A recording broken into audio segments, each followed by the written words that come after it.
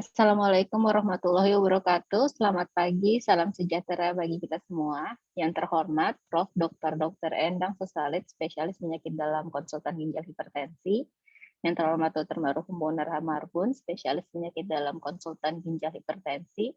Dan Dr. Eka Laksmi Hidayati, spesialis anak konsultan. Dan juga Bapak Supriyanto sebagai perwakilan pasien. Dan seluruh peserta webinar awam transplantasi ginjal hari ini. Webinar hari ini adalah webinar keempat, masih dalam rangkaian acara World Kidney Day tahun 2022. Webinar hari ini bertemakan hidup berkualitas dengan transplantasi ginjal yang akan dipimpin oleh Prof. Endang Susalit. Boleh ditampilkan CV-nya. Prof. Endang adalah mendapatkan gelar konsultan doktor dan guru besarnya dari Universitas Indonesia, dan beliau adalah ketua dari Indonesian Transplantation Society. Kemudian untuk pembicara yang pertama itu adalah Dr. Marhum Bonar Marbun yang berjudul mengenal lebih jauh transplantasi ginjal pada pasien dewasa. Dr. Bonar mendapatkan konsultan dan doktor ginjal hipertensi dan doktornya di Universitas Indonesia, dan saat ini menjabat sebagai Sekretaris Umum dari Indonesian Transplantation Society. Untuk pembicara kedua yaitu Dr. Eka Laksmi Hidayati yang berjudul Transplantasi Ginjal pada Anak, apa yang perlu diketahui. Dr. Eka Laksmi Hidayati mendapatkan gelar konsultan nefrologi anaknya di Universitas Indonesia, dan saat ini menjabat sebagai anggota Indonesian Transplant Society atau Kidney Transplant Working Group. Kemudian ada yang terakhir adalah paparan dari pasien dari Bapak Supriyanto dengan judul berbagi pengalaman sebagai pasien transplantasi ginjal. Untuk mempersingkat waktu, kepada Prof. Endang sebagai moderator, saya persilakan. Ya, terima kasih MC Dr. Indri. Bismillah. Assalamualaikum warahmatullahi wabarakatuh. Salam sejahtera untuk kita semua. Ibu dan Bapak sekalian, dalam rangka Hari Ginjal Sedunia pada bulan Maret ini, yang temanya adalah kesehatan ginjal untuk semua, dengan cara meningkatkan pengetahuan supaya pelayanan sakit ginjal lebih baik. Perhimpunan Nefrologi Indonesia pada pagi ini akan menyelenggarakan webinar untuk awam yang temanya adalah hidup berkualitas dengan transplantasi ginjal. Beruntung kita pada pagi ini bisa mendengarkan bicara yang berkualitas, yaitu Dr. Marhum Bonar, dokter spesialis penyakit dalam konsultan ginjal hipertensi yang sehari-hari berkecimpung dalam mempersiapkan dan merawat pasien transplantasi ginjal. Juga ada Dr. Eka Laksmi Hidayati, spesialis anak konsultan, yang kalau tadi Dr. Bonar pada orang dewasa, Dr. Eka Laksmi ini menyiapkan dan memfollow up pasien transplantasi ginjal pada anak.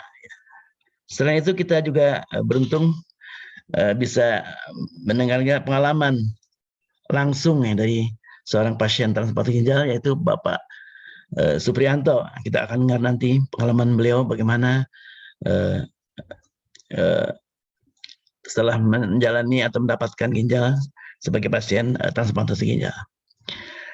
Dan untuk yang pertama saya minta Dr. Bonar untuk membahas mengenai transplantasi ginjal yang dilakukan pada orang dewasa. Silakan Dr. Bonar. Terima kasih Prof. Endang yang sudah memperkenalkannya. Selamat pagi Bapak Ibu sekalian, salam sehat, dan pada pagi hari ini saya akan mencoba mempresentasikan sedikit mengenai persiapan dan monitoring pasca transplant, ya, bagaimana kita mengelola pasien transplant dengan ideal ya. Saya coba share screen dulu ya. Sudah terlihat belum ya? Sudah terlihat slide saya? Sudah. Ya, baik, makasih.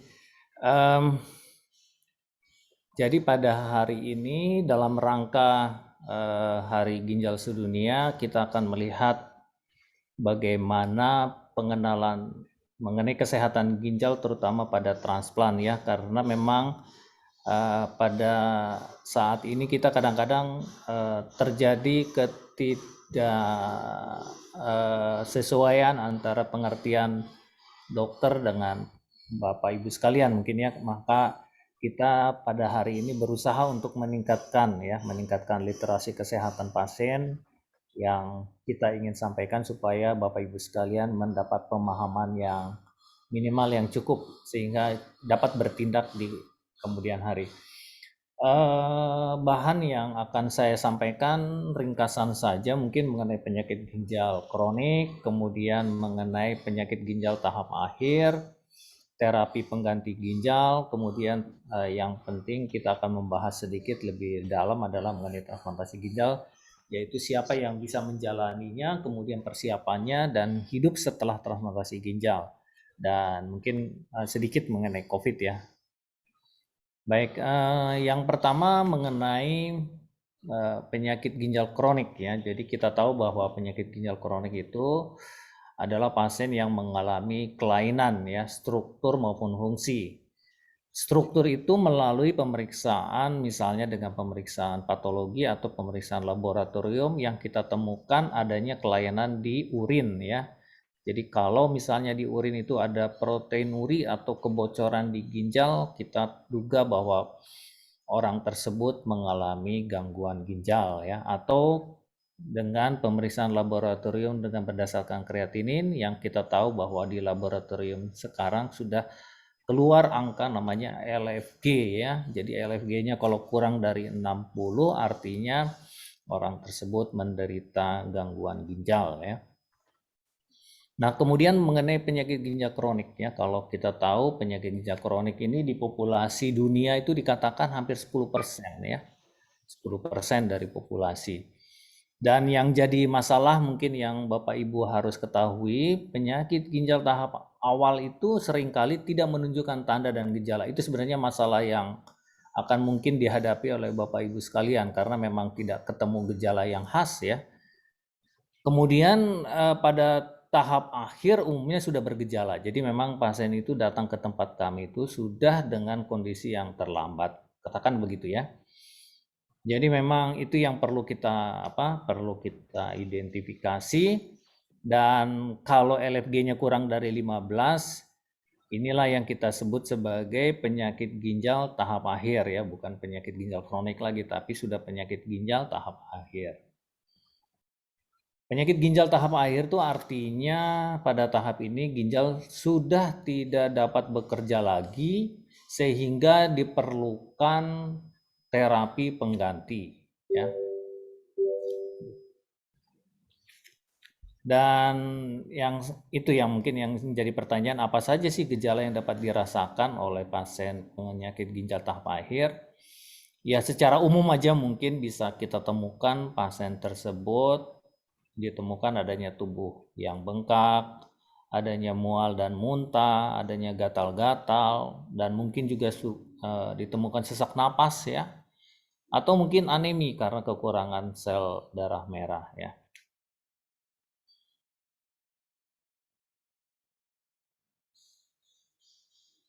Sehingga pasien tersebut membutuhkan terapi pengganti ginjal untuk menggantikan fungsi ginjal yang sudah rusak. Nah, itu yang jadi masalah sebetulnya ya. Dan jadi pertanyaan berikutnya adalah kapan harus memulai terapi pengganti ginjal ya. Ya ini memang sangat spesifik ya untuk disebutkan. Jadi kalau kita ketemu ada gangguan elektrolit terutama kalium ya, jadi kelebihan kalium itu sudah satu tanda bahwa pasien tersebut atau orang tersebut harus dilakukan terapi pengganti ginjal, atau ditemukan adanya gangguan keasaman di dalam darah ya yang kita sebut sebagai asidosis metabolik, atau juga bisa ditemukan adanya kelebihan cairan ya, kalau biasa kita sebut sebagai overload, jadi yang ditimbulkan karena ginjalnya tidak bisa membuang cairan dari tubuhnya ya. Yang lain lagi yang sangat spesifik mungkin ada radang selaput jantung akibat kadar urium yang tinggi yang kita sebut sebagai perikarditis uremik ya. Dan itu pun biasanya kita katakan mulai untuk mengganti terapi ginjal ya.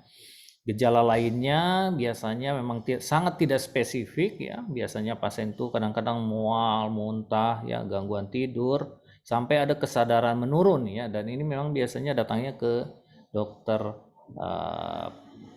yang kaitannya dengan pengelolaan mual muntah ya, atau dengan dokter yang mengelola gangguan tidur atau gangguan penurunan kesadaran. Jadi memang kadang-kadang tidak datang ke tempat kami ya. Ini secara umum ya, jadi memang terapi pengganti ginjal yang kita ketahui sampai saat ini adalah dialisis ataupun transplantasi ginjal. Sedangkan dialisis ada dua macam, yaitu hemodialisis maupun CAPD ya. Dialisis itu dilakukan 2-3 kali per minggu di fasilitas kesehatan, sedangkan kalau CAPD dilakukan penggantian cairan 4 kali sehari di rumah dan dapat dikerjakan secara mandiri oleh pasien. Nah, mungkin saya akan lebih dalam membahas mengenai transplantasi ginjal yang merupakan terapi yang paling ideal ya. Dan ginjal sehat didapatkan dari mana? Biasanya kita dapatkan dari keluarga, saudara, teman, orang terdekat ya, orang terdekat lainnya. Dan ginjal sehat juga bisa didapatkan dari donor mati ya, tapi sampai saat ini kita masih belum bisa memulainya karena masalah administrasi hukum yang belum lengkap ya.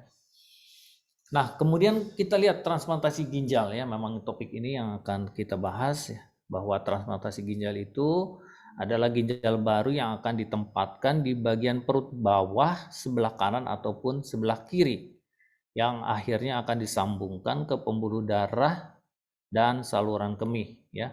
Umumnya ginjal yang baru akan ditransplantasikan dapat langsung berfungsi ya, ditandai dengan keluarnya urin ya. Nah, slide yang kanan ini sebenarnya problem kesehatan secara internasional, katakan begitulah ya. Jadi kalau pasien itu datang dengan kondisi penyakit ginjal kronik yang belum sampai dengan keluhan yang bermakna, biasanya kita pengelolanya adalah bagaimana kita mengatasi progresivitas penyakit ginjal kronik tersebut ya. Jadi memang piramid yang paling besar ini, yang paling bawah ini artinya masalah yang paling besar dihadapi oleh kita sebenarnya ya, terutama tenaga medis di rumah sakit. Kemudian jika sudah pasien datang ke tempat kita, meskipun sudah kita katakan gagal ginjal, biasanya pasien tetap tidak mau dilakukan terapi pengganti, sehingga kita sebut saat ini kita berikan terapi konservatif sebelum masuk dalam program yang ada di atasnya, yaitu dialisis, peritoneal dialisis maupun kidney transplant. Jadi memang transplant ini menjadi pilihan terapi pengganti yang menjadi prioritas utama ya. Jadi dengan gambar piramid ini sebenarnya urutan masalah yang dihadapi oleh masyarakat kita pada umumnya sebetulnya ya. Lantas, apakah semua pasien penyakit ginjal kronik dapat menjalani transplantasi ginjal? Itu mungkin menjadi pertanyaan semua pasien kita ya. Jadi jawabannya tidak ya.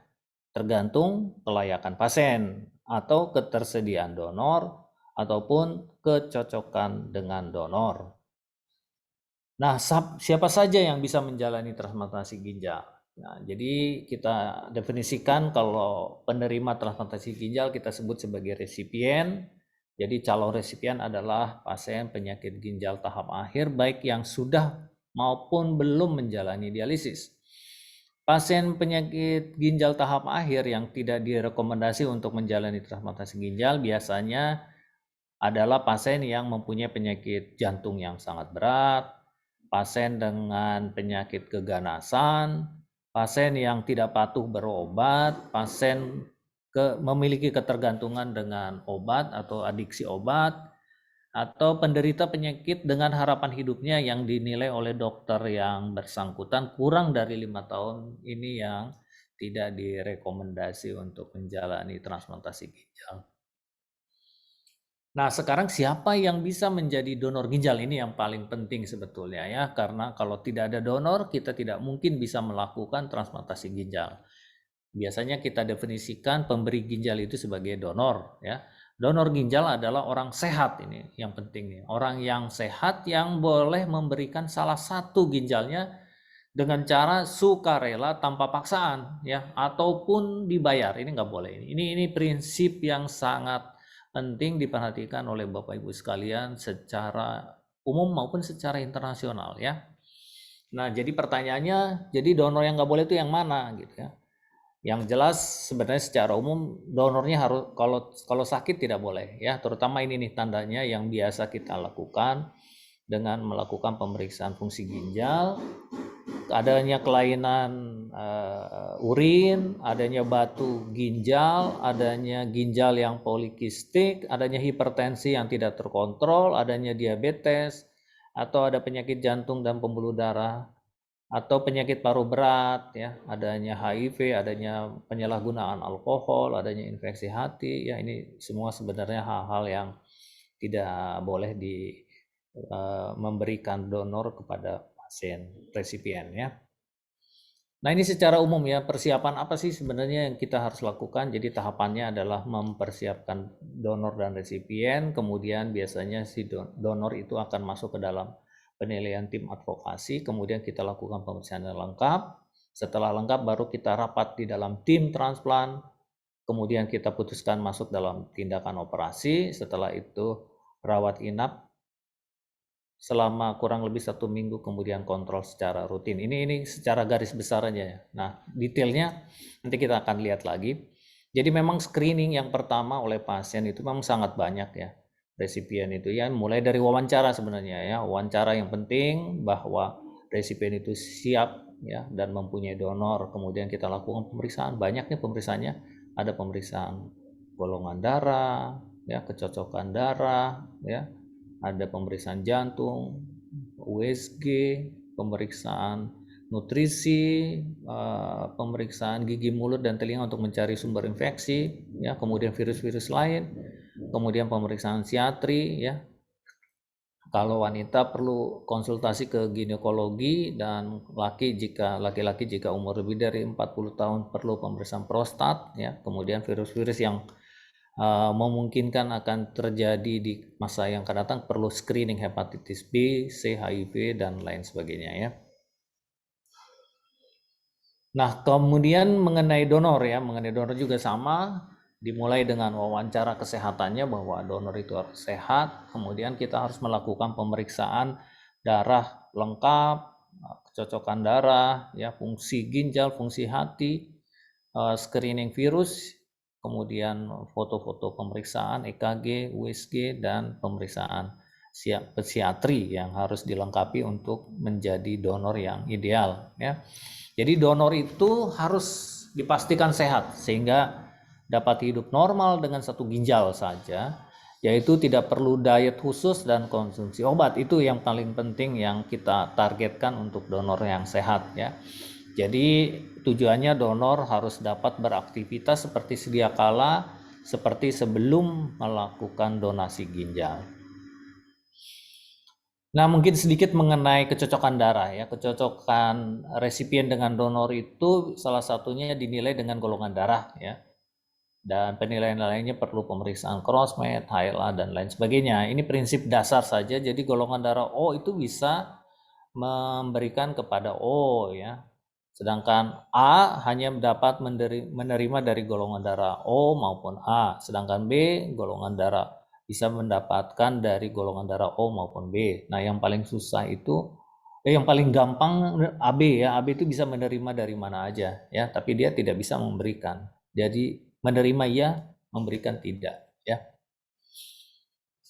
Prosedur operasi ya. Kemudian prosedur transplantasi ginjal itu biasanya akan ditanyakan oleh pasien berapa lama sih? Biasanya berlangsung kurang lebih selama 4 sampai 8 jam. Yang jelas semua resipien dan donor itu akan dilakukan bius ya. Jadi donor itu akan dilakukan pengambilan ginjal yang akan didonorkan, kemudian resipien prosesnya akan menyambungkan ginjal donor dengan pembuluh darah arteri maupun vena serta penanaman ureter di buli-buli sehingga transplant akan berlangsung dengan baik. Pertanyaan berikutnya, bagaimana hidup setelah transplant? Ya, jadi ada perubahan, memang ada perubahan pasca transplant. Yang perlu dan yang penting diperhatikan pada pasien pasca transplant adalah perubahan gaya hidupnya, ya, dan mengidentifikasi risiko penolakan, ya, penolakan atau risiko rejeksi, dan mengkonsumsi obat imunosupresan.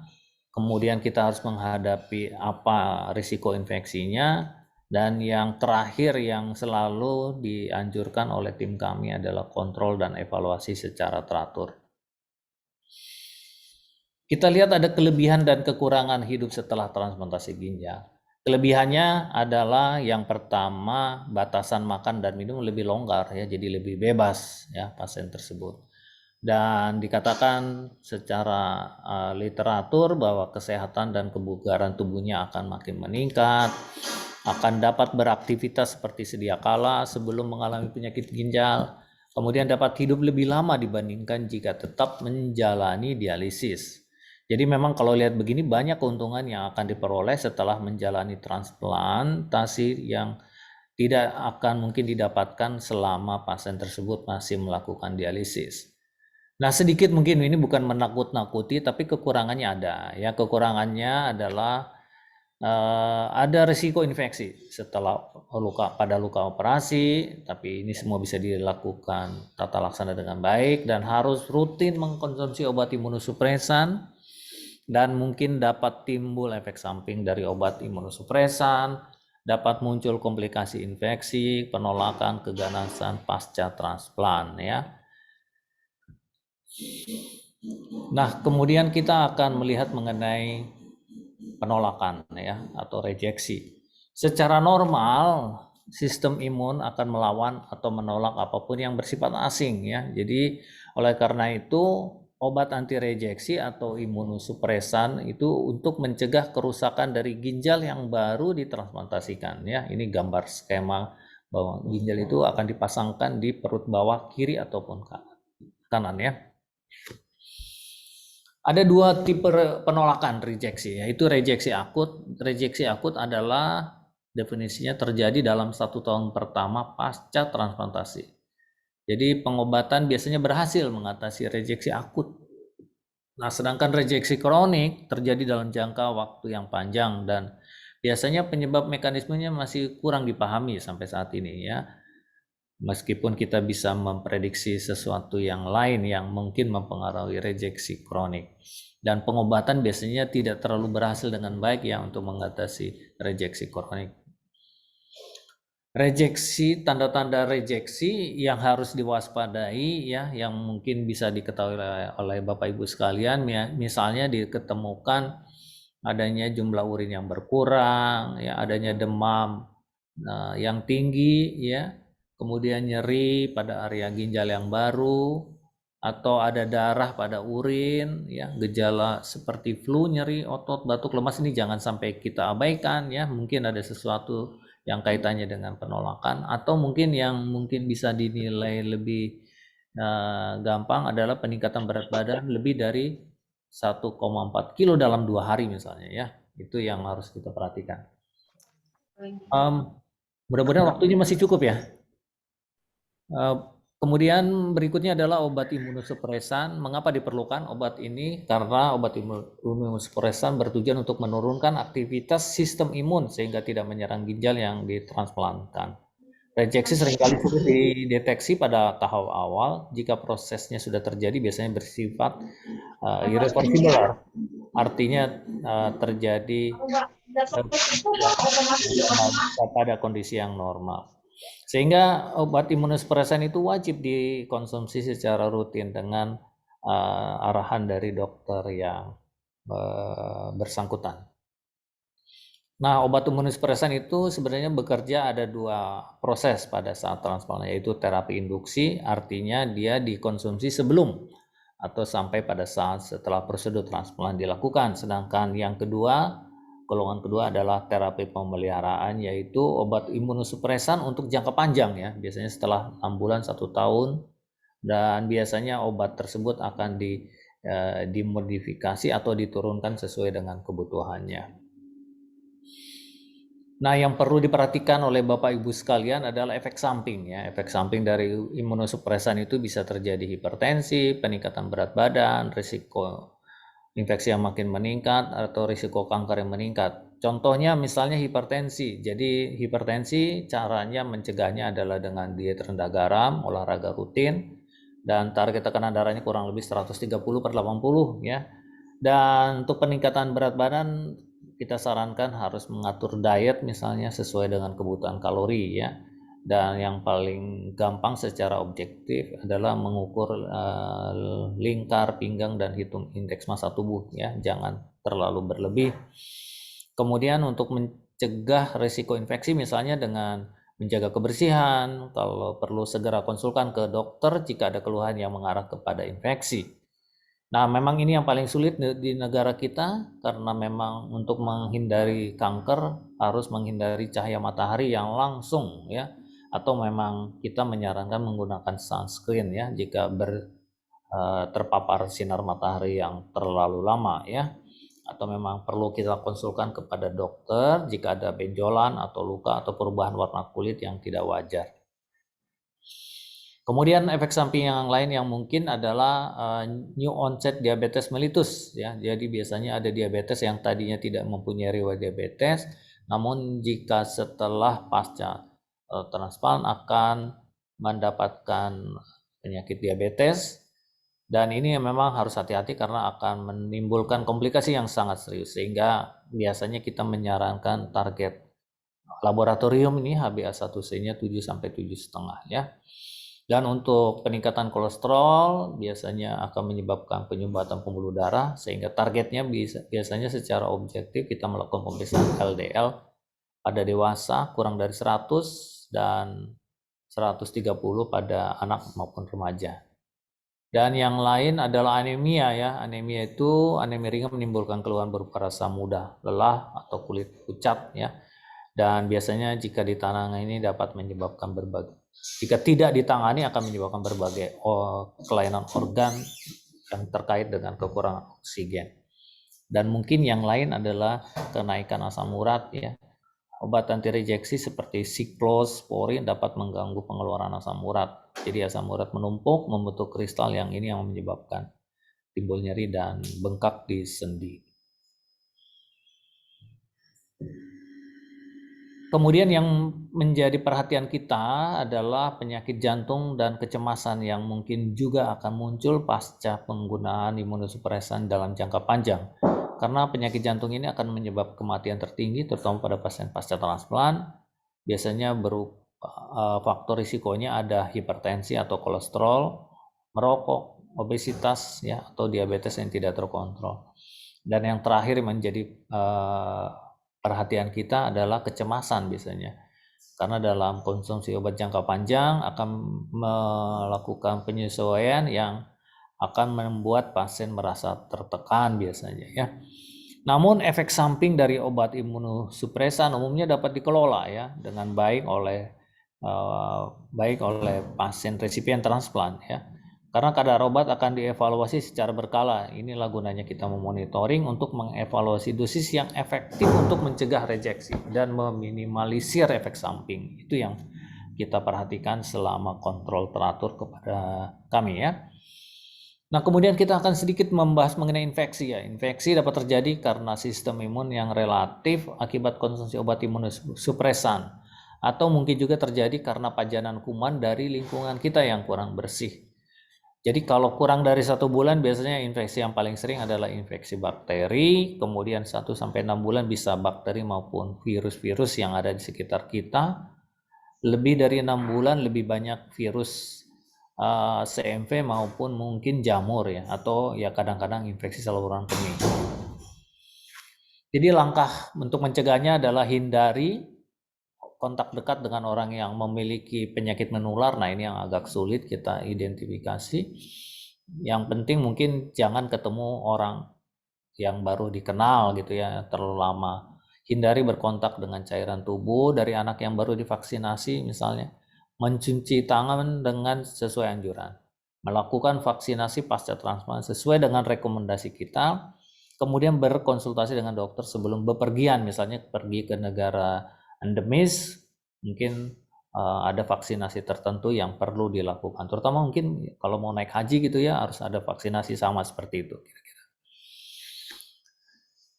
Langkah-langkah yang mungkin kita sering, mungkin dengan kondisi saat pandemi, cuci tangan itu kayaknya udah kebiasaan yang sudah rutin kita lakukan ya seperti ini. Kemudian vaksinasi yang direkomendasi mulai dari DPT ya, hemophilus influenza, hepatitis A, B ya, tifus ya, dan sekarang mungkin yang lagi tren adalah vaksinasi COVID.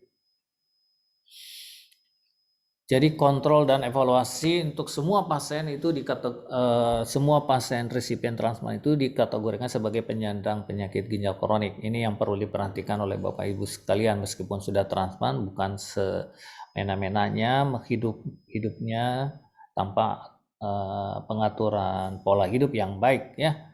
Karena kita anggap bahwa pasien yang sudah dilakukan transplant kita anggap sebagai penyakit ginjal kronik ya, sesuai dengan kriteria LFG yang kita dapatkan dari hasil laboratorium yang ada.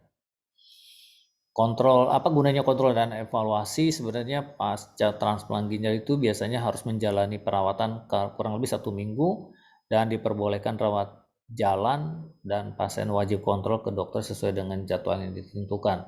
Apa sebenarnya yang perlu diperhatikan oleh Bapak Ibu sekalian pasca transplant? Biasanya ada 3 hal mungkin yang perlu dan mudah diobservasi adalah tekanan darah, ya, suhu, ya, jika suhunya tinggi kita harus hati-hati, atau berat badan ya, berat badan lebih dari 1 kilo dalam 1 hari itu menjadi perhatian kita, dan mungkin ada suatu tanda dari reaksi penolakan.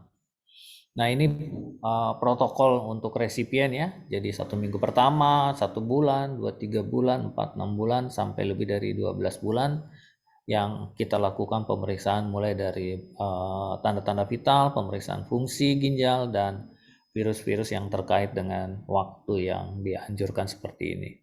Sedangkan untuk donor biasanya juga hampir sama ya, tapi kadang-kadang kalau donornya jauh dari tempat kita biasanya agak sulit kontrol ke tempat kami, tapi nggak masalah.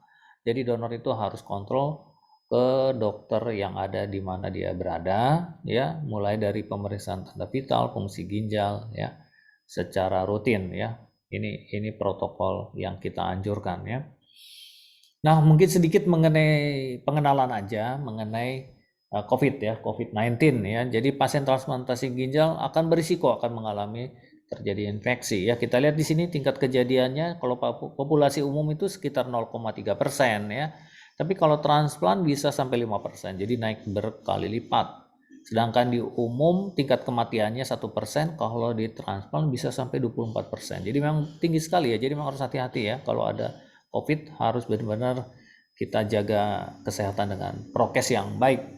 Nah, ini literatur yang lain juga mengatakan tingkat kematiannya secara umum itu 21% ya untuk yang transplant ya. Kalau udah dirawat 31%, naik lagi ya. Nah, kalau misalnya sudah masuk dalam ICU biasanya tingkat kematiannya 58%. Nah, kalau sudah masuk alat bantu napas dia hampir 75% kematiannya ya. Jadi memang yang perlu kita perhatikan bersama adalah jalankan protokol kesehatan, kemudian lakukan vaksinasi COVID jika memenuhi persyaratan dan kelayakan pasien transplant, dan segera konsultasikan dengan dokter jika terdapat keluhan yang mengarah ke arah infeksi COVID. Gejalanya biasanya gejala umum batuk, nyeri otot, sesak, dan diare ya, gangguan pencernaan biasanya ya, padahal pasien tersebut ternyata COVID. Dan lakukanlah kontrol yang rutin sesuai anjuran dokter untuk melakukan pemeriksaan dan penyelesaian dosis obat imunosupresan. Jadi memang pelayanan kesehatan ginjal terintegrasi itu kita punya di setiap rumah sakit ya, yang sudah bisa melayani secara keseluruhan, karena memang dialisis, CAPD, transplantasi ginjal untuk pasien-pasien yang penyakit ginjal tahap akhir itu tujuannya adalah untuk memperbaiki kualitas hidupnya lebih baik dibandingkan sebelumnya. Itu kira-kira yang bisa saya sampaikan. Jadi kesimpulan atau take home message-nya adalah transplantasi ginjal merupakan salah satu pilihan terapi paling ideal untuk pasien dengan penyakit ginjal tahap akhir. Kemudian agar dapat menjalani transplantasi ginjal, resipien dan donor harus menjalani screening untuk memastikan kelayakan dan kecocokan antara resipien maupun dengan donor. Pasien yang menjalani transplantasi ginjal secara umum memiliki kualitas hidup yang lebih baik ya. Jadi akan mendapatkan keuntungan berlebih dibandingkan pasien masih melakukan dialisis, yaitu pola dietnya bisa lebih bebas, aktivitas seperti sedia kala, dan memiliki usia hidup lebih panjang. Komplikasi yang penting dapat terjadi setelah prosedur transplantasi ginjal, diantaranya adalah penolakan, infeksi, komplikasi lainnya akibat konsumsi obat imunosupresan jangka panjang. Ya, ini memang yang harus diperhatikan oleh Bapak Ibu sekalian jika menginginkan transplantasi ginjal. Pasien transplantasi ginjal harus melakukan kontrol rutin ya ke nefrolog sesuai dengan anjuran untuk mewaspadai tanda-tanda bahaya serta segera menghubungi dokter yang menangani jika mengalami tanda bahaya tersebut. Dan yang mungkin yang jadi masalah kita bersama adalah literasi kesehatan ginjal penting untuk pasien dan keluarga ya, untuk mendapatkan atau mengambil keputusan medis yang tepat serta untuk menjaga kesehatan pasien transplantasi ginjal. Sekian, terima kasih atas perhatiannya. Saya kembalikan ke moderator. Terima kasih. Baik, terima kasih Dokter Bonar yang sudah menyampaikan mengenai pelaksanaan transplantasi ginjal pada orang dewasa ya. Selanjutnya kita akan mendengarkan dari Dr. Eka Laksmi Hidayati bagaimana pelaksanaan transplantasi ginjal pada anak. Apa yang ingin disampaikan, apa hal-hal yang perlu kita ketahui juga. Silakan Dr. Eka. Terima kasih Prof. Endang. Saya izin share screen dulu. Apakah sudah terlihat, Prof? Sudah. Ya. Suara saya juga jelas ya, Prof? Ya? Jelas ya. Baik. Assalamualaikum warahmatullahi wabarakatuh. Selamat pagi, Prof. dan dokter semua, serta para peserta webinar pagi ini. Saya juga terima kasih pada Pernefri dan panitia yang telah memberi kesempatan pada saya untuk berpartisipasi dalam acara World Kidney Day 2022 ini. Jadi yang ingin saya sampaikan, topik saya adalah transplantasi ginjal pada anak. Apa yang perlu diketahui? Tugas saya akan lebih ringan karena segala aspek sudah dikemukakan oleh Dr. Bonar dan memang intinya secara garis besar banyak yang sama, tetapi hal yang akan saya kemukakan jadi hanya hal yang berbeda saja, hal-hal yang penting untuk diketahui perbedaannya apa pada transplantasi ginjal di anak. Jadi bahasan saya adalah ini, gagal ginjal pada anak dan transplantasi, kemudian persiapan transplantasi, prosedur, dan sesudah transplantasi. Sebetulnya angka kejadian penyakit ginjal kronik stadium 5 atau kita sebut sebagai gagal ginjal terminal pada anak itu tidak besar, angkanya jauh lebih rendah dibandingkan pasien dewasa. Itu adalah kabar baiknya ya, bahwa angkanya rendah. Tetapi hal yang besarnya adalah karena anak itu masih dalam masa pertumbuhan. Jadi kalau kita lihat proses pertumbuhan anak itu dari bayi ke masa kanak-kanak, kemudian ke masa remaja, itu selalu ada proses pertumbuhan dan perkembangan, baik itu dalam hal kematangan organnya maupun ukurannya, sehingga ketika seorang anak mengalami penyakit ginjal yang sifatnya, penyakit apapun sebetulnya yang sifatnya kronik, maka itu akan berdampak besar terhadap tumbuh kembang, artinya organ-organ lain juga dapat terpengaruh. Sehingga hal itulah yang menjadi penting dalam aspek penata laksanaan untuk pasien anak. Saya tidak akan terlalu mendalami untuk penyakit ginjal terapi pengganti ginjal lainnya, hanya akan berkonsentrasi pada transplantasi. Ini yang perlu juga menjadi prinsip dasar para dokter anak ya. Kami tuh selalu punya moto bahwa anak bukan miniatur dewasa, artinya bukan hanya ukurannya yang kecil, tapi tadi yang seperti dalam slide sebelumnya ada proses perkembangan terutama yang berbeda untuk tiap tahap umur yang harus diperhatikan untuk setiap penyakit. Nah, kemudian yang saya masuk ke aspek yang berbeda yang pertama, yaitu penyebab gagal ginjal. Kalau pada dewasa itu penyebab gagal ginjal sebagian besar adalah penyakit yang didapat sesudah pasien itu dewasa. Umumnya yang sering adalah diabetes mellitus, gula ya, kemudian berkomplikasi pada ginjal. Kalau pada anak yang sering adalah penyakit yang sifatnya bawaan, terutama yang tersering ini kelainan yang berupa bentuk. Jadi kalau ada anak-anak yang lahir dengan kelainan bentuk ginjal, misalnya ginjalnya yang satu lebih kecil atau dua-duanya bahkan kecil, kemudian ada juga yang saluran ginjalnya melebar atau yang tidak terbentuk ginjal sama sekali pada satu sisi, bisa juga berupa kista-kista yang seperti ini, jadi ginjalnya bentuknya seperti balon-balon yang itu tidak berfungsi. Pelebarannya bisa sampai besar sekali, kemudian juga bisa kanan kiri juga ada masalah gitu, ada sumbatan, sehingga itu menyebabkan mereka ada yang bergejala sejak awal, yaitu kalau ada sumbatan misalnya dia akan sering infeksi, jadi sejak awal kita sudah tahu bahwa dia ada masalah ginjal. Tetapi ada pula yang seperti ini yang agenesis ini ya, agenesis itu artinya tidak terbentuk satu ginjal atau yang ginjalnya terbentuk tapi bentuknya kecil. Ketika dia kecil, ginjalnya masih cukup baik bisa berfungsi untuk mengurus tubuhnya sehingga tidak bergejala sama sekali seperti anak sehat saja. Tapi kemudian pada titik tertentu ketika ginjalnya sudah tidak mampu lagi untuk melakukan tugasnya, maka barulah timbul gejala, sehingga tidak bergejala. Sama seperti tadi Dr. Bonar katakan bahwa di awal itu seringkali tidak bergejala, kemudian datang sudah dalam keadaan gejalanya sudah lanjut.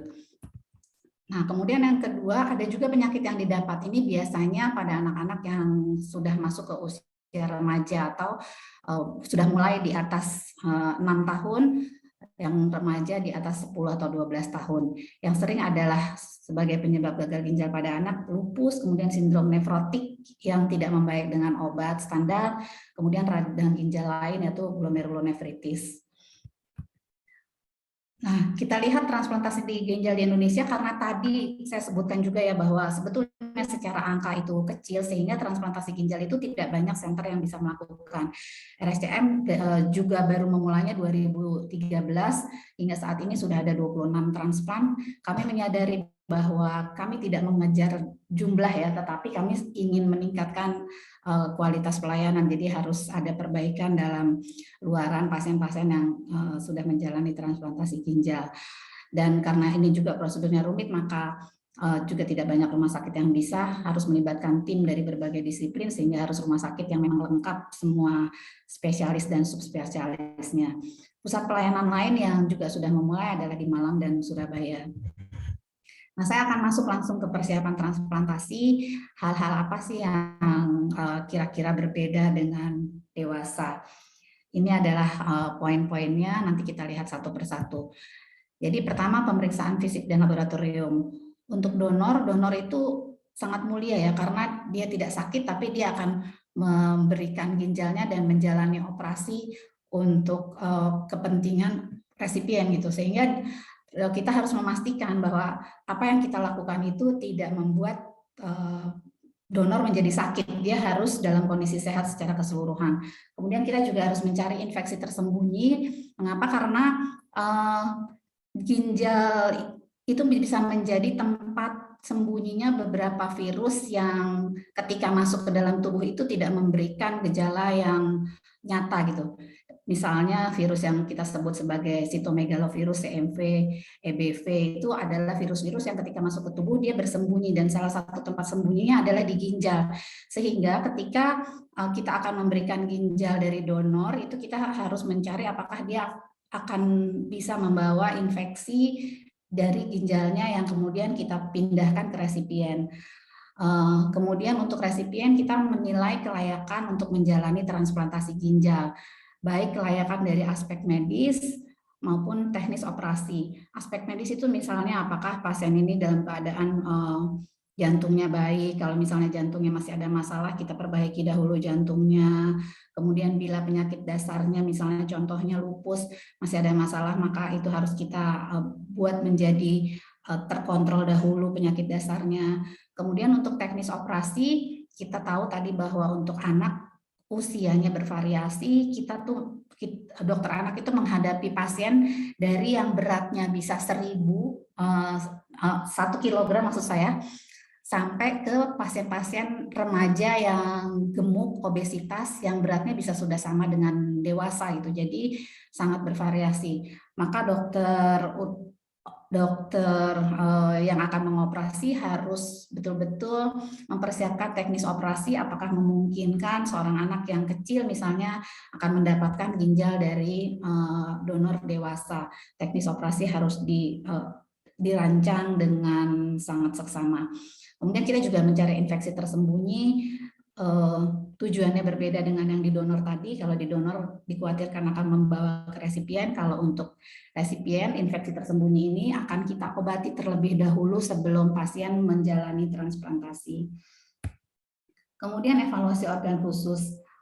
Ini kurang lebih sama ya dengan dewasa, tetapi ada sentrasi untuk saluran kemih atau penilaian urologi, ini khusus, nanti akan saya bicarakan di slide yang khusus.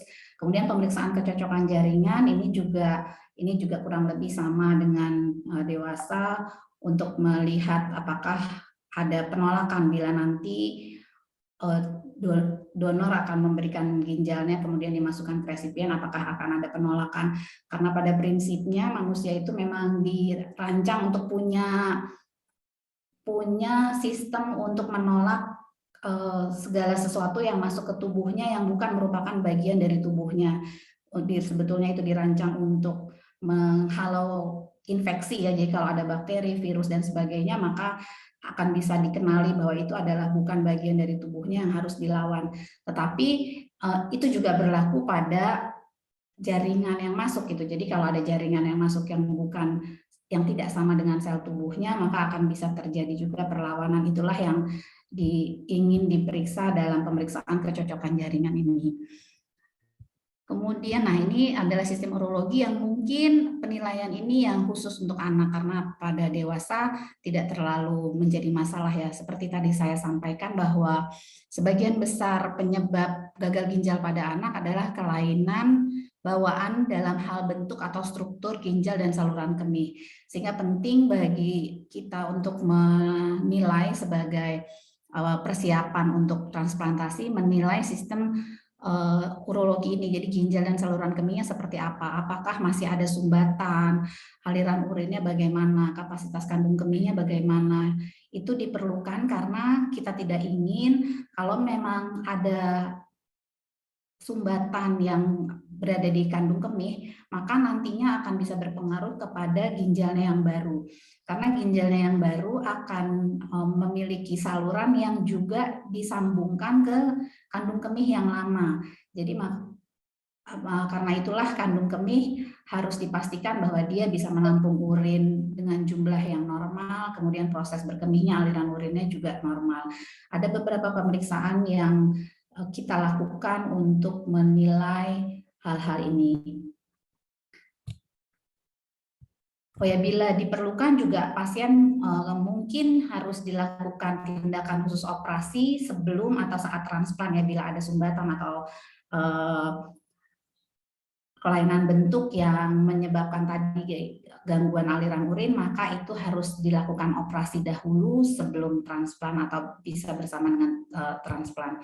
Kemudian ini juga hal yang berbeda dengan dewasa, yaitu melengkapi imunisasi. Sesuai dengan program pemerintah dan juga anjuran dari Ikatan Dokter Anak Indonesia, kita punya panduan imunisasi untuk anak Indonesia. Maka pada pasien-pasien yang gagal ginjal terminal dan terutama yang akan menjalani transplantasi, kita harus melengkapi jadwal imunisasi sesuai dengan panduan. Ini sebetulnya bukan hanya untuk yang akan transplant, tetapi juga sudah dimulai ketika pasien itu menjalani terapi pengganti ginjal yang lainnya. Artinya ketika dia dialisis itu sudah harus dilengkapi imunisasinya. Bagaimana dengan imunisasi umurnya yang sudah lewat misalnya? Nah, kita punya juga jadwal untuk imunisasi kejar ya, artinya mengejar imunisasi yang sebetulnya sudah terlewat dari segi umurnya. Kemudian ini juga penting mengerjakan imunisasi ini karena kita akan memberikan obat sesudah transplant yang menekan imun. Imunosupresan itu adalah obat yang menekan imun sehingga akan memudahkan infeksi pada terutama di awal-awal sesudah transplant karena kita memakai dosis obat yang lebih tinggi yang kemudian kita turunkan secara perlahan-lahan. Nah, kemudian kita juga melakukan CT scan pembuluh darah ya, pemeriksaan pencitraan. Ini untuk pada donor untuk menilai pembuluh darah ginjal yang akan didonorkan, kemudian juga akan menilai sisi yang akan didonorkan. Kemudian untuk yang pasien, untuk resipien, dia juga untuk menilai pembuluh darah di perut tempat ginjal baru itu diletakkan. Jadi nantinya akan menyambungkan ke pembuluh darah mana, karena pembuluh darah ini adalah aspek yang penting, apalagi tadi pada anak-anak tentu pembuluh darahnya juga kecil ya, sesuai dengan ukuran tubuhnya, sehingga penting untuk kita menilai patensi atau normal atau tidaknya pembuluh darah. Kita misalnya akan memilih pembuluh darah yang baik alirannya, yang tidak ada sumbatan. Kemudian evaluasi psikiatri, ini untuk menilai kesiapan mental. Kalau untuk resipien, kita ingin terutama ini untuk remaja, menilai kesiapan untuk bertanggung jawab atas pengobatan jangka panjang dan tingkat kepatuhan. Masa remaja itu kadang-kadang banyak perilaku-perilaku yang suka berubah ya, jadi yang tadinya penurut tapi kemudian dia minum obatnya menjadi berkurang gitu. Nah, ini kita coba untuk meminta bantuan untuk psikiatri untuk menilai hal ini. Kemudian kita juga ada penilaian aspek etik dan legal, ini terutama pada donor yang bukan hubungan saudara erat atau yang kita anggap sebagai saudara erat adalah ayah ibu dan kakak adik kandung. Kemudian kita masuk ke prosedur transplantasi ginjalnya. Ini contohnya seperti ini ginjal yang diambil dari donor yang kemudian akan dimasukkan ke resipien. Ini adalah tempat dokter bedah akan menempatkan ginjalnya. Ginjal yang aslinya ada di atas, 2 itu. Kemudian ginjal yang baru dari donor akan ditanamkan di depan ya. Kalau ginjal kita yang aslinya itu lebih di belakang di punggung ya, tapi untuk yang baru nantinya akan ditanamkan di depan. Maka ada aspek khusus yang perlu diperhatikan pada saat operasi pada anak ya, yaitu yang pertama adalah mengenai ukuran rongga perut anak yang relatif kecil sehingga ada risiko untuk kesulitan teknis dalam menempatkan ginjal donor. Tadi makanya dalam persiapan hal ini harus menjadi perhatian khusus tim transplantasi, terutama di tim bedah, bagaimana secara teknis akan menempatkan ginjal donornya, apakah ada perbedaan yang sangat besar dalam ukuran antara donor dengan resipiennya. Hal-hal tersebut harus ada dalam persiapan, jadi sudah dirancang sebelum tindakan operasi. Kemudian juga yang harus diperhatikan adalah perbedaan ukuran pembuluh darah ya antara donor dan resipien. Tentu akan ada perbedaan karena kalau kita menggunakan donor hidup, maka yang boleh mendonorkan ginjalnya adalah orang yang sudah berusia dewasa, yang dianggap sudah bisa memberikan keputusan yang baik. Jadi artinya selalu akan ada perbedaan ukuran pembuluh darah antara donor dengan resipien, terutama bila resipien kita adalah anak-anak yang usianya masih muda, masih kecil. Ini akan memerlukan teknis yang tersendiri yang khusus. Sehingga memang untuk ada perbedaan pada anak yang kecil ini, kita punya batasan dalam hal ukuran mungkin ya, yaitu pada setiap pusat pelayanan transplant itu bisa berbeda-beda batasan umur anaknya sesuai dengan kemampuan tim bedah dalam menempatkan ginjal donor di pasien-pasien anak yang kecil. Di kita pasien terkecil ukurannya yang pernah kita lakukan transplantasi adalah 16 kg ya, meskipun umurnya sudah agak besar, tetapi karena gangguan pertumbuhan pada anak-anak gagal ginjal, maka pasien kita ini yang terkecil ukurannya adalah 16 kg. Kemudian aspek khusus lain adalah tekanan darah yang pada fase awal donor disambungkan ke resipien juga perlu penyesuaian ya, karena ada perbedaan yang tadinya ginjal itu berada di tubuh dewasa dengan tekanan darah yang mungkin lebih tinggi, kemudian dipindahkan, itu perlu penyesuaian khusus. Kemudian perawatan sesudah operasi ini juga penting. Pemantauan jumlah urin ini mungkin sama dengan dewasa. Tadi yang saya sebutkan, pemantauan dan pengaturan darah ini berbeda pada anak perlu pengaturan khusus. Kemudian untuk yang luka operasi dan mencegah infeksi ini kurang lebih sama dengan dewasa.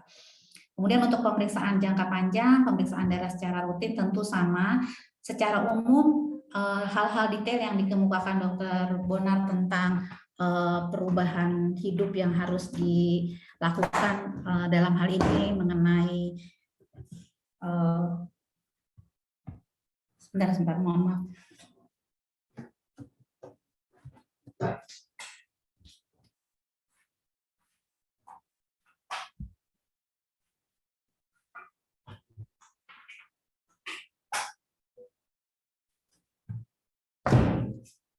Maaf.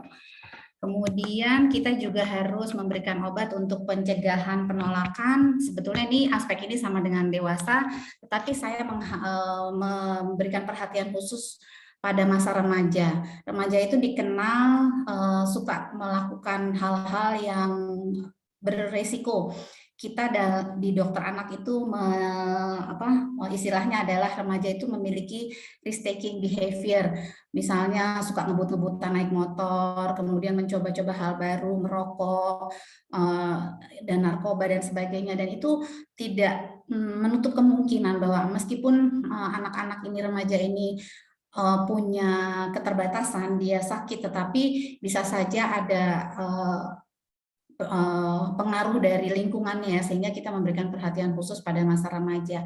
Dan memang data pada negara-negara maju yang pendataannya itu sudah baik memperlihatkan bahwa terjadi ketidakpatuhan dalam minum obat yang sangat tinggi di masa remaja, sehingga masa remaja itu angka rejeksinya justru lebih tinggi daripada di usia muda maupun di usia dewasa gitu, sehingga memang betul-betul perlu perhatian khusus pada remaja ini. Kemudian hal yang juga khusus untuk pasien anak adalah kita harus menjaga proses tumbuh kembang senormal mungkin.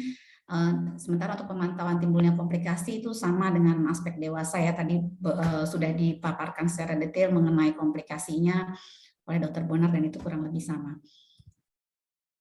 Nah, kita lihat mengapa sih transplantasi ginjal itu lebih dipilih. Tadi selalu disebutkan bahwa ini ini adalah yang terbaik. Terbaik dari mana? Kita melihat dari data negara-negara yang sudah maju ya, bahwa kita lihat dia punya data bahwa pada pasien yang transplantasi itu angka untuk keberhasilannya di tahun pertama, tentu ini memang bisa berbeda untuk tiap negara. Di tahun pertama angkanya tinggi, kemudian memang menurun di tahun-tahun berikutnya sampai ke tahun ke-10. Dan terlihat di sini bahwa donor hidup itu angka untuk kebertahanannya lebih tinggi daripada dari donor yang meninggal.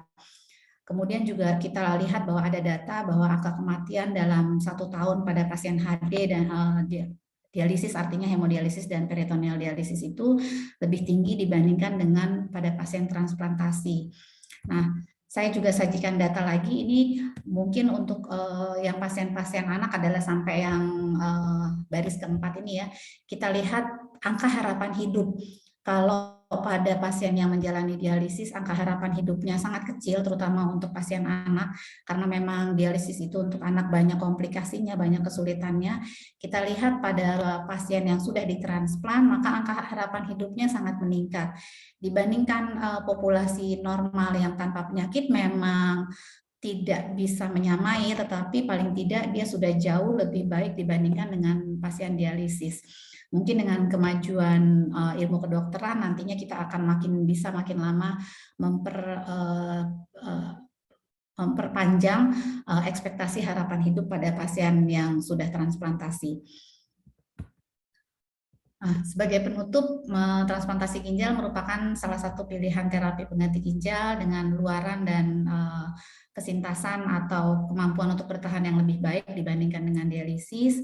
Kemudian sebelum transplantasi ada beberapa hal yang perlu dilakukan, dan untuk anak ada hal-hal yang juga spesifik yang berbeda dengan persiapan pada dewasa, juga berbeda untuk pelaksanaan transplantasinya pada dibandingkan dengan dewasa. Juga perlu pemantauan jangka panjang untuk menunjang keberhasilan transplantasi, dan untuk jangka panjang ini juga ada aspek-aspek penting yang perlu diperhatikan pada pasien anak. Demikian, terima kasih, semoga bermanfaat apa yang saya sampaikan. Saya kembalikan pada Prof. Endang. Assalamualaikum warahmatullahi wabarakatuh. Waalaikumsalam. Terima kasih Dr. Eka yang sudah menyampaikan tadi mengenai bagaimana pelaksanaan transplantasi ginjal pada anak ya. Sangat jelas sekali tadi sudah dijelaskan. Kemudian kita pada pagi ini ada tamu yaitu Pak Supriyanto. Pak Supriyanto ini adalah resipien transplantasi ginjal. Kita ingin mendengarkan pengalaman Pak Supriyanto ini bagaimana setelah menjalani transplantasi ginjal. Barangkali ada hal yang positif yang bisa kita ambil dari pengalaman beliau. Silakan Pak Supriyanto. Suaranya Pak, di mute Mas, suaranya. Ya. Baik, terima kasih Prof. Endang. Bismillahirrahmanirrahim. Assalamualaikum warahmatullahi wabarakatuh. Selamat pagi Prof. Endang, Dr. Bonar, Dr. Eka, Dr. Indri, Dr. Dimas, serta peserta webinar pada pagi hari ini. Saya coba berbagi atau sharing atau memberikan testimoni sesuai dengan judul pada hari ini, bagaimana untuk pasien hidup berkualitas dengan transplantasi ginjal. Pertama-tama saya sampaikan saya adalah pasien, pertama-tama saya mengalami gagal ginjal karena penyebabnya adalah hipertensi atau darah tinggi. Nah, hipertensi itu saya alami dari tahun 2015, 2014, 2015 yang tidak saya sadari bahwa hipertensi itu akan berakibat terhadap ginjal. Sehingga saya mengabaikan untuk minum obat. Nah, ini salah satu kesalahan saya. Tadinya saya tidak tahu, jadi karena hipertensi itu saya anggap biasa saja karena tidak ada efek terhadap kondisi tubuh saya, tidak merasa pusing dan sebagainya. Makanya saya tidak, walaupun diberi obat, saya tidak minum. Nah, akhirnya pada puncaknya pada bulan Mei saya divonis gagal ginjal kronis, di mana kreatinin saya sudah mencapai 18 dan urium saya sudah 245. Dan di saat itu dokter menganjurkan harus cuci darah. Tentunya sebagai pasien awam saya divonis cuci darah, saya tidak terima. Seperti yang tadi disampaikan oleh Dr. Bonar bahwa pasti ada penolakan dari pasien untuk cuci darah. Saya pun mengalami demikian. Dan rasanya di atas 90% atau bahkan 99% semuanya akan menolak kalau untuk cuci darah, karena cuci darah itu saya menganggap sudah akhir segala-galanya, tinggal menghitung hari. Akhirnya pada tanggal 10 Mei saya mau mulai, 10 Mei 2015 saya sudah mulai cuci darah. Dan saya lakukan atas anjuran dokter cuci darah sebanyak 3 kali, dari Senin dan Rabu dan Jumat, Senin, Rabu, Jumat setiap ini. Pada bulan pertama saya cari-cari informasi, apa sih pengobatan selain hemodialisis. Saya mendapat informasi bahwa untuk pengobatan selain hemodialisis adalah dengan transplantasi ginjal. Nah, setelah saya 1 bulan cuci darah, kemudian bulan keduanya saya ke RSCM. Dan langsung kebetulan ketemu oleh Prof. Endang. Terima kasih Prof. Endang telah dipertemukan kita sehingga saya bisa langsung proses untuk transplantasi ginjal. Proses itu tidak terlalu lama, saya hanya memakan waktu 1 bulan untuk persiapan untuk donor maupun resipiennya. Sehingga pada bulan Juli saya sudah dinyatakan untuk siap operasi. Pada waktu itu saya diberikan jadwal 1 Agustus 2015. Hari Sabtu, saya langsung melakukan transplantasi ginjal. Seperti yang tadi Dr. Bella sampaikan, rentang waktu proses transplant itu kurang lebih antara 4 sampai 8 jam. Saya dari jam 9 sampai jam 3 sore. Alhamdulillah semuanya berjalan lancar. Sehingga setelah saya transplant, kondisi saya semuanya seperti semula. Jadi kreatinin yang tadinya 18, paling rendah kreatinin saya sampai 0,7. Sampai-sampai saya tidak percaya, saya mempertanyakan karena untuk pria rentang untuk kreatinin adalah 0,5 sampai 1,2. Nah, saya 0,7 artinya di bawah 0,8 saya juga agak bingung. Ini terlalu rendah sekali seperti apa, ternyata itu paling bagus. Kemudian urium saya juga sudah kembali normal dan lain-lainnya kembali normal semua. Saya bersyukur atas pengobatan dengan transplantasi yang telah saya lakukan. Nah, bagaimana setelah transplantasi ginjal? Tentunya saya juga harus merubah mindset saya, merubah pola pikir saya yang tadinya saya tidak suka minum obat. Dengan transplantasi ginjal tentunya kita harus minum obat yang terus-menerus. Kalau dulu saya berprinsip tidak minum obat, saya minum obat membuat ginjal saya rusak. Sekarang saya kalau tidak minum obat, ginjal saya akan rusak kembali. Makanya saya disiplin, di HP saya menggunakan alarm. Tadi waktu mulai webinar ini jam 9 saya sudah minum obat. Kemudian jam 9 malam lagi sesuai anjuran Prof. Endang di awal-awal saya juga minum obat. Nah, di samping minum obat yang disiplin, tentunya saya juga harus berubah pola hidup saya, lifestyle saya harus berubah. Tidak seperti yang sebelumnya, tidur saya kurang, olahraga tidak pernah.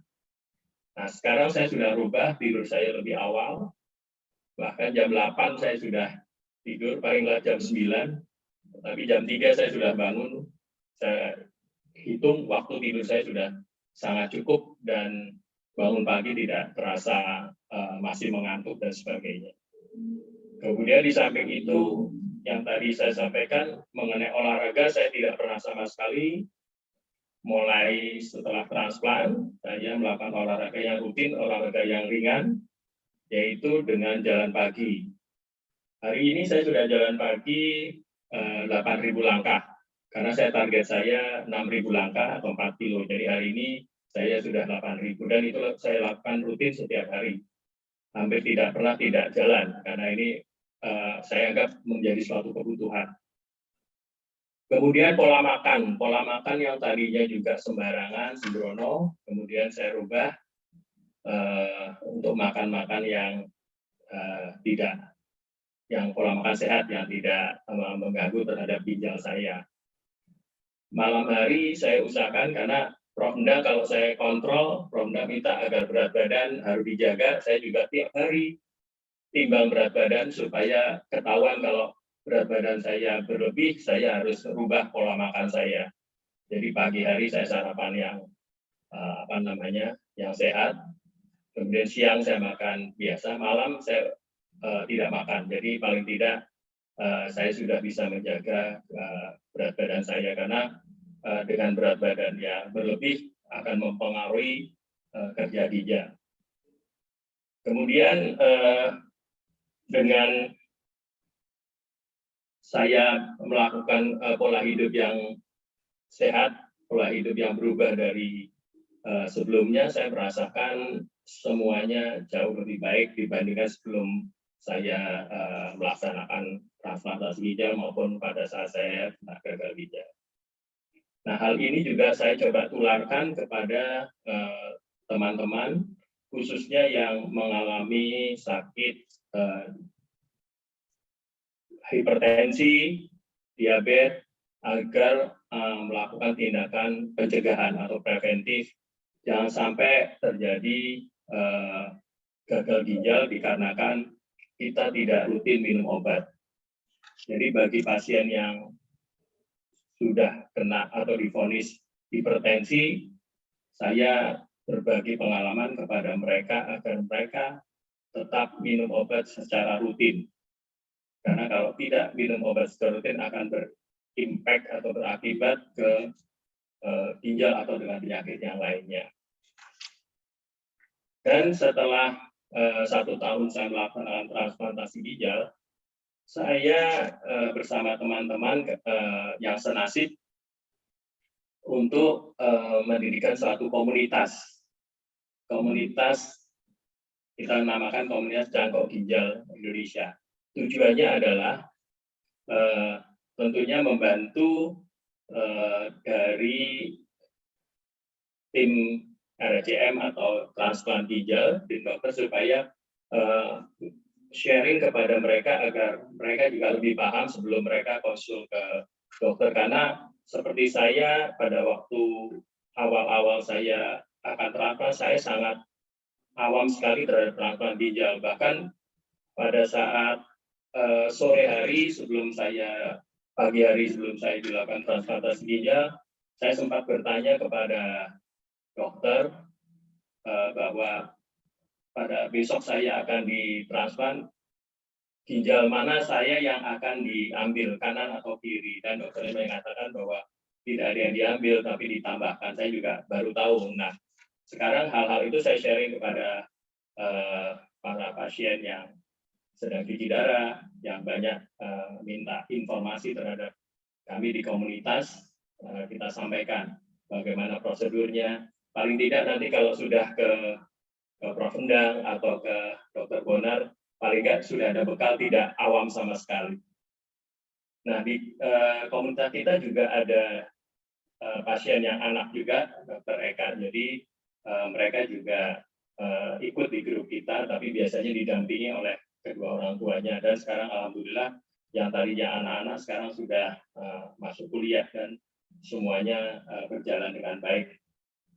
Tentunya semuanya itu akan berjalan dengan baik apabila kita patuh, disiplin dengan pola-pola hidup kita, dengan pola-pola minum obat kita. Sekali kita tidak patuh, apalagi khususnya yang anak-anak, tadi Dr. Eka sampaikan, kalau mereka masih coba-coba atau kalau nggak minum obat, saya nggak apa-apa, nah itu akan fatal akibatnya. Karena di grup kita juga ada yang coba-coba, saya nggak minum obat. Nah, itu akhirnya akan menjadi ginjalnya rusak dan cuci darah kembali.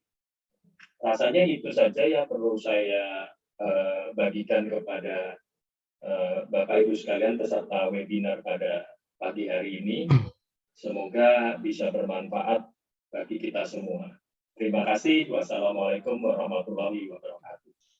Waalaikumsalam warahmatullahi wabarakatuh. Terima kasih Pak Supriyanto sharingnya, dan terima kasih juga nih aktivitas dari komunitas dalam ginjal ini sangat membantu kita tim medis, jadi kita jadi lebih fokus ke teknisnya dan mengenai hubungan ke pasien sangat terbantu dengan oleh komunitas ini. Saya ingat Pak Suprianto sebelum COVID dulu masih bisa datang sebelum operasi itu untuk menyemangati ya calon resipien dan calon donor. Mungkin karena sekarang masa pandemi orang dibatasi untuk datang, jadi nggak bisa lagi seperti itu. Tapi saya sangat terima kasih supportnya selama ini. Kalau ada pertanyaan untuk Pak Suprianto juga bisa ditanyakan, nanti silakan ditulis di QA ini ya, nanti bisa kita sampaikan kepada Pak Suprianto. Kita masuk ke acara diskusi. Ya, memang waktunya nggak banyak nih, walaupun pertanyaan sangat banyak. Saya memang nggak membatasi waktu pembicara karena memang sangat penting apa yang disampaikan oleh pembicara. Jadi ya risikonya waktu untuk diskusi memang agak kurang ya jadinya. Dan nggak apa-apa, nanti silakan saja bagi yang hadirin yang ingin bertanya langsung pada Dr. Bonar atau Dr. Eka bisa nanti hubungan langsung. Saya kira beliau ini akan mau menjawab pertanyaan. Kalau memang nanti tidak bisa menjawab pertanyaan ya, karena waktu. Tapi ada beberapa pertanyaan saya kira perlu dibahas di sini. Pertama untuk Dr. Bonar nih, tadi dikatakan Dr. Bonar bahwa golongan darah kompatibel harus cocok. Pertanyaannya, kalau golongan darah tidak cocok bagaimana? Jika misalnya donornya A, kemudian resipinya B, apakah dari saudara nih ya? Apakah nggak bisa transplant? Gimana Dokter Bonar? Makasih, Prof. Khalid. Jadi memang ya ini semua pasien kita selalu bertanya seperti ini yang beda golongan. Sebenarnya prinsipnya semua bisa dikerjakan, hanya masalahnya kan efektivitas atau kesederhanaan pemeriksaan persiapan itu yang jadi pertimbangan kita, terutama memang BPJS ini tidak menanggung semua pemeriksaan yang canggih gitu ya, yang kita bisa lakukan semuanya gitu. Jadi memang selalu kita menganjurkan pemeriksaan yang golongan darah yang sama yang disarankan untuk dilakukan transplant. Tapi bukan berarti tidak bisa berbeda golongan darah ya. Berbeda golongan darah bisa, tapi memang pemeriksaannya akan lebih mahal dan membutuhkan perhatian yang khusus lagi dibandingkan kalau golongan darahnya yang sama. Karena kita percaya bahwa orang Indonesia kan banyak keluarganya, jadi memang selalu kita menekankan golongan darah yang sama saja yang bisa dikerjakan saat ini. Kira-kira begitu, Prof. Baik, terima kasih. Jadi kita tim dokter selalu menganjurkan golongan darah yang cocok tadi ya. Jadi kalau memang terpaksa dari saudara hanya ada A dan B misalnya ya, kita beberapa kali melakukan seperti itu dan hasilnya baik ya. Dengan tadi prosedur harus dilakukan, menurunkan anti A, anti B-nya dengan TPE. Itu sudah kita lakukan dan bisa. Tapi tetap tadi seperti Dr. Bonar katakan, BPJS itu tidak mengganti itu, dan itu di luar biaya itu dibayar sendiri. Walaupun ya ya sekitar barangkali 25% dari biaya total ya, ada tambahan.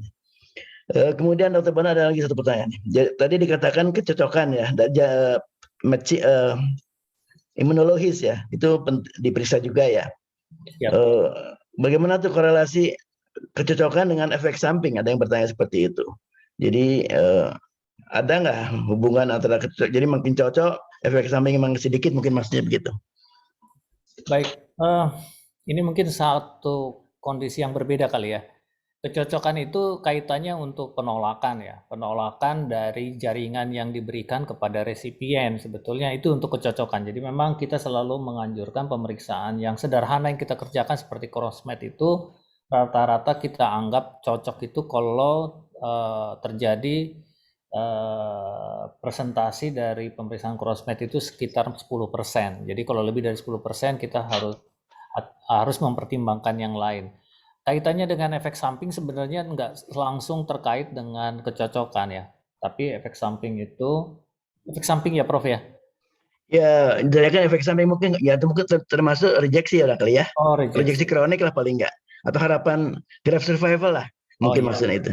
Baik, kalau misalnya dikatakan harapan hidup dari ketidakcocokan itu memang selama ini kita menganggap yang presentasinya 10%, kecocokan dari crossmatch-nya itu hampir di atas 90% harapan hidupnya dalam 1 tahun pertama. Namun kalau sudah lebih dari 1 tahun, 2 tahun memang agak menurun sedikit. Tapi itu semua angka hampir sama dengan data-data yang ada di luar negeri sih sebetulnya. Jadi memang selalu menjadi pertimbangan kita, kecocokan itu menjadi pertimbangan di dalam jangka panjang. Tapi dalam jangka pendek sebetulnya tidak terlalu banyak pengaruh. Mungkin itu yang bisa saya jawab, Prof. Ya, baik. Terima kasih, Dr. Bonar. Saya tambahkan sedikit. Jadi kita kan tadi Dr. Bonar memeriksa HLA dan crossmatch. Ya. Jadi kalau crossmatch itu untuk melihat apakah sebelum operasi itu ada antibody nggak pre-transplant ya. Itu biasanya berpengaruh terhadap rejeksi yang hiperakut ya. Sedangkan kalau HLA, kecocokan HLA itu untuk jangka panjang, survival tadi ya. Jadi kita ketahui kalau kecocokannya full house atau zero mismatch misalnya, itu memang bagus ya. Kadang-kadang apalagi kalau contoh yang paling jelas itu pada saudara kembar ya. Saudara kembar itu yang kembar identik satu telur itu ya kadang-kadang hanya dengan metilprednisolan aja obat sama imuran tuh ada sampai 40 tahun 50 tahun lebih itu ya hidup. Jadi nggak banyak dan itu efek sampingnya jadi sedikit. Ini memang kebutuhan imunosupresan sedikit. Tapi kalau dari saudara kandung misalnya sibling ya itu kan hukum Mendel kita tahu 25% dari saudara kembar itu cocoknya sedikit, 50% cocok separa, one haplo, 25% itu cocok penuh ya full house. Nah itu yang full house ini ya memang lebih. Tapi obat yang canggih sekarang, kemudian teknik operasi yang bagus, antara yang one haplo yang 50% atau setengah cocok aja dengan yang unrelated, yang suami istri misalnya pasti kan nggak ada kecocokan tuh ya HLA-nya. Itu aja sama survival daripada ginjal cangkoknya. Jadi kecuali kalau tadi yang full house itu memang agak signifikan. Tapi ya kalau misalnya graft survival half life-nya itu sampai 15 tahun sama 14 tahun, 13 tahun ya orang operasi 50 tahun sebenarnya nggak terlalu ini ya. Donor cuma satu-satunya lagi nggak mungkin dapat yang lain ya. Jadi itu yang dimaksud oleh Dr. Bonar bahwa memang kecocokan itu untuk jangka panjang nggak terlalu banyak karena obat teknik operasi bagus, obat juga canggih. Jadi beda antara 15 tahun harapan antara 16 tahun kan nggak terlalu ini. Apalagi kalau operasinya udah umur 50 tahun ya. Kecuali kalau umurnya masih anak-anak dari pasiennya Dr. Eka misalnya. Kemudian Dr. Bonar ini ada pertanyaan lagi atau ke Dr. Ina dulu, Eka dulu ya. Dr. Eka ini ada pertanyaan nih. Tadi kan dikatakan fungsi vesika urinia kandung kemih sangat penting ya pada anak ya. Jadi harus dipastikan dulu lancar karena ginjalnya bagus. Lancar kalau ke bawahnya nggak lancar kan susah ya. Ingin ada yang nanyakan apa sih biasanya yang dilakukan kalau vesika urinia terganggu gitu loh. Ya, silakan. Terima kasih, Prof. Jadi kalau kita memang mendapatkan pasien yang sudah kita ketahui sejak kecil ada masalah dalam hal sumbatan, maka sumbatannya itu harus diperbaiki dahulu.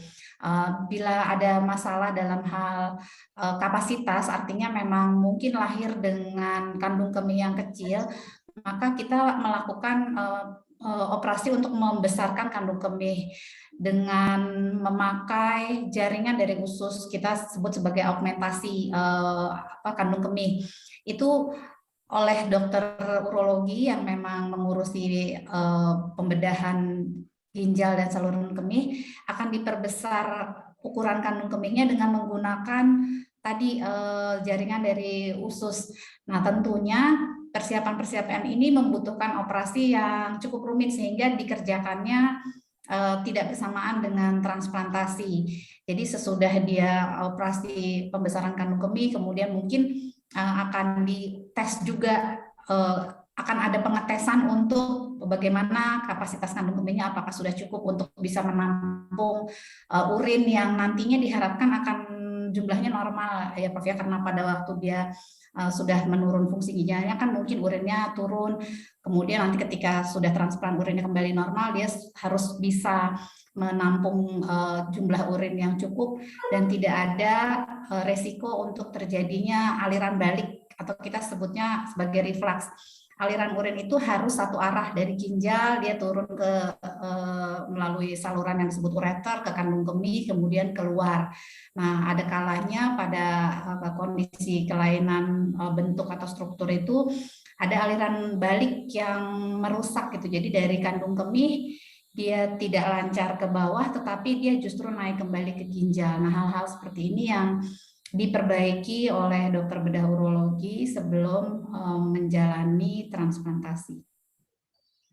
Ya, terima kasih sudah jelas ya. Jadi memang apa yang kalau perlu ya sebelum transplant dipastikan dulu bahwa aliran fungsi fisikanya bisa membantu ya urin yang sudah bagus terbentuk oleh ginjal yang baru. Kemudian ada satu pertanyaan lagi mengenai penggunaan metilprednisolon nih. Mungkin Dokter Eka yang Dokter Eka aja ya, karena pertanyaannya kapan bisa di stop nih Dokter Eka metilprednisolon, karena kan kita tahu ada 3 obat yang perlu ya pada salah satu adalah metilprednisolon. Ada pertanyaan kapan bisa di stop nih, karena di anak nih juga karena perlu jangka panjang ya. Ada pertanyaan logis, Dokter Eka aja lah yang jawab.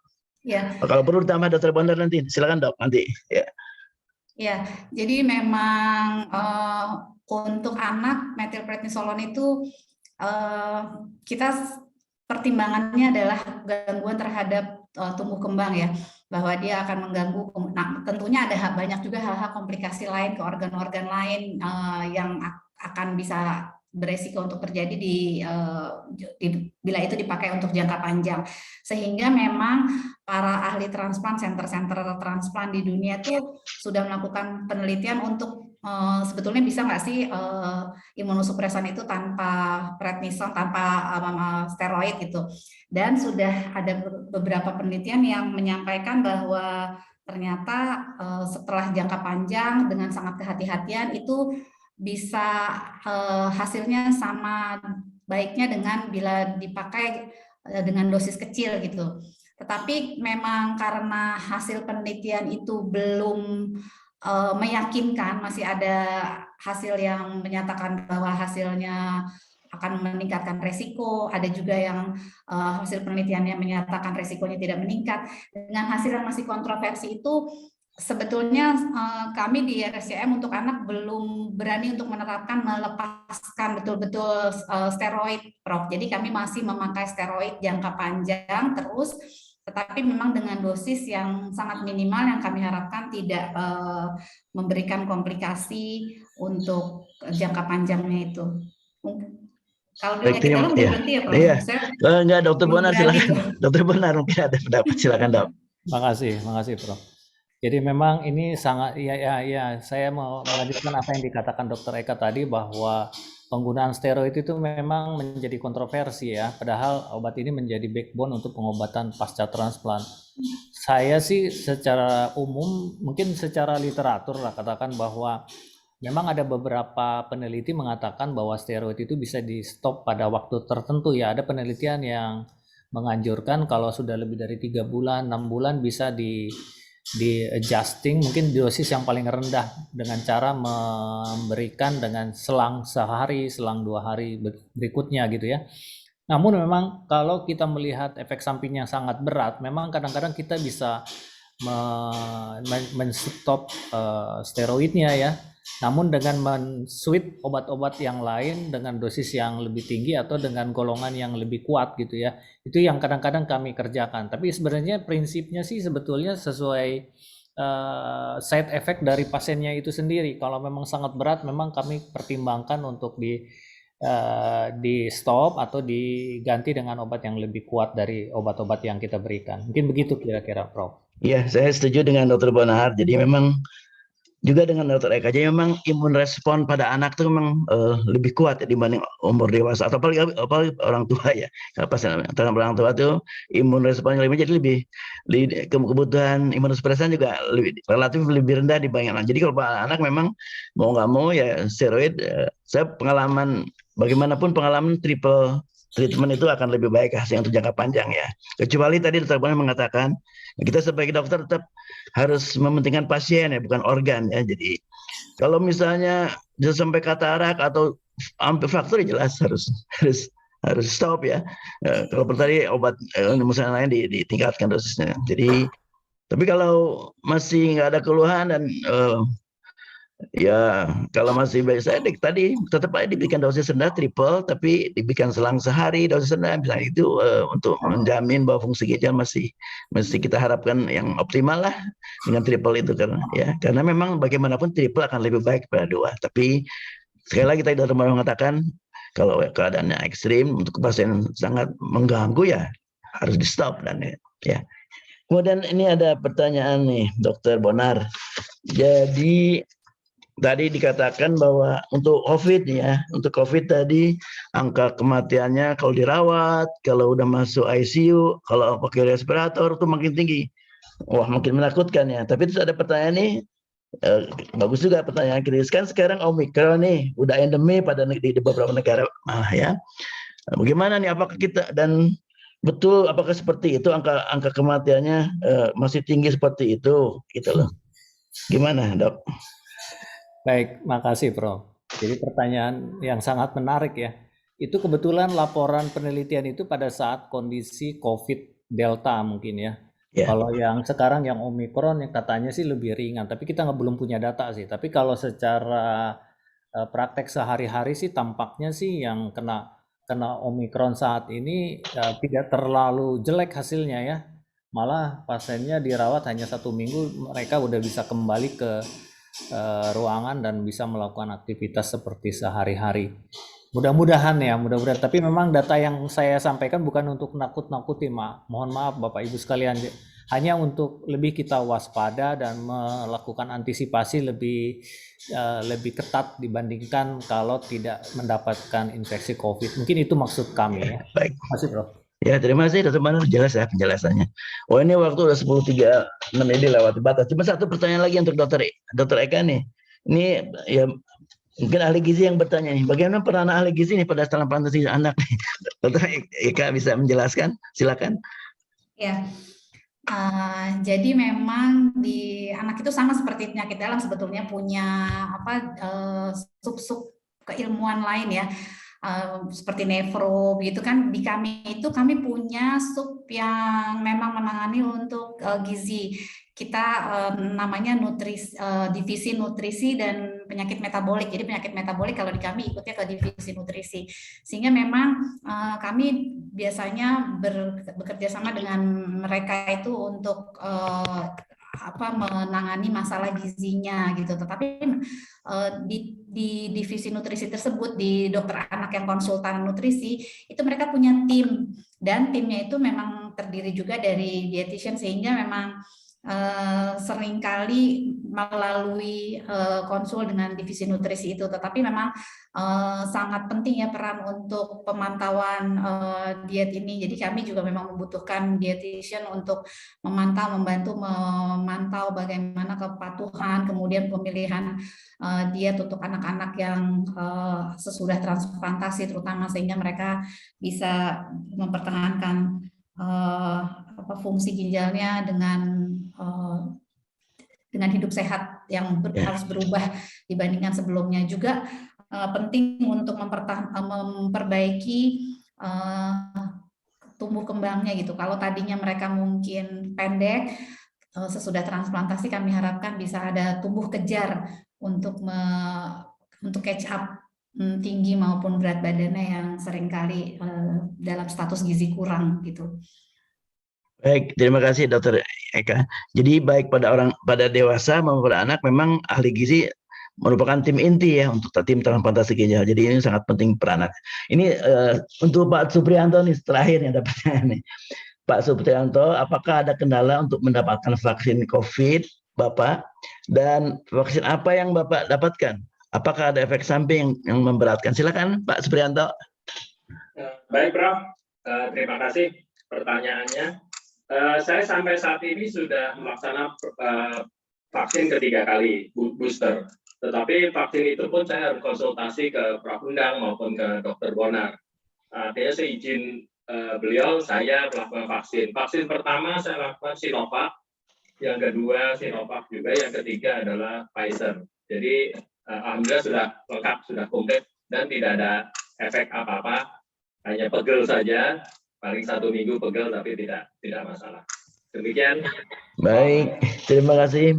Jelas ya Pak Suni. Ini udah lewat waktu yang dikasih panitia nih, jadi mohon maaf. Saya terima kasih sekali nih pada para pembicara dan Pak Supriyanto yang sudah menjelaskan semua mengenai transplantasi dengan sangat baik. Juga pada para hadirin yang masih hadir ya, terima kasih atas perhatian dan pertanyaan-pertanyaan tadi yang sangat baik. Juga tidak lupa pada sponsor ya Astellas yang memungkinkan acara ini bisa berlangsung dengan baik. Saya kembalikan kepada MC. Silakan MC. Terima kasih Prof. Endang, terima kasih Dr. Bonar, Dr. Eka, dan Pak Supriyanto untuk diskusinya yang sangat bermanfaat. Ya. Mungkin sebelum kita sudahi acara webinar kali ini, ada beberapa informasi yang akan saya sampaikan. Yang pertama adalah kami mengucapkan terima kasih kepada mitra kerja kami, yaitu Astellas, atas supportnya dalam webinar kali ini. Yang kemudian acara webinar kali ini dapat dilihat kembali di YouTube PB Pernevri bagi peserta yang tadi mungkin terlambat masuk atau terlewat.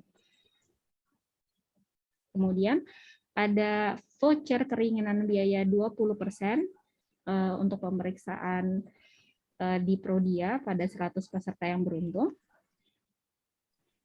Dan kemudian masih dalam rangkaian acara World Kidney Day 2022, minggu depan kita akan kembali mengadakan webinar awam yang berjudul mengenal penyakit ginjal dan pencegahannya, yang akan diadakan Minggu 27 Maret 2022, jam 9 sampai jam 10.30. Ya, terima kasih. Sebelum saya sudahi, izin Prof. Dok untuk membuka kamera untuk foto bersama. Ya. Ya, panitia diharap siap ya. Ya, mungkin saya pandu ya, Dok, Prof. Ya, 1, 2, 3. Ya, 1, 2, 3. Ya, terima kasih Prof dan Dokter. Terima kasih Pak Supriyanto. Terima kasih panitia semua ya, Dr. Bonar, Dr. Eka, terima kasih Pak Supriyanto. Sampai ketemu lagi ya. Assalamualaikum warahmatullahi wabarakatuh. Waalaikumsalam warahmatullahi wabarakatuh. Terima kasih Prof. Endang, Dr. Bonar, Dr. Eka, Pak Supri.